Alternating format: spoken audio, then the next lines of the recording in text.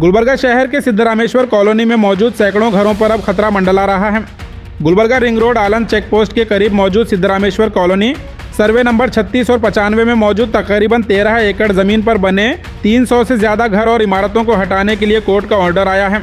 बताया जा रहा है कि इस ज़मीन पर कब्जे के लिए मोहम्मद सलीमुद्दीन नामी शख्स ने खेत के पानी रिकॉर्ड की बुनियाद पर कोर्ट में केस दाखिल किया था।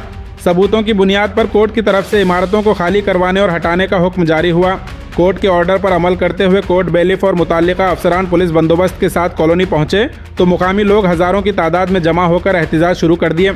मुकामी लोगों का कहना है कि वह 30 से 40 साल से इसी कॉलोनी में रहते आ रहे हैं। उन्होंने उस वक्त के असल ज़मींदारों से नोटरी एग्रीमेंट के जरिए प्लॉट्स खरीदे थे और अपनी ज़िंदगी भर की कमाई लगाकर यहाँ घर तामीर किए। रिहायशी अफराद का कहना है कि अगर उस वक्त नोटरी एग्रीमेंट पर ज़मीन फ़रोख्त की गई थी तो उसमें उनका क्या कसूर है।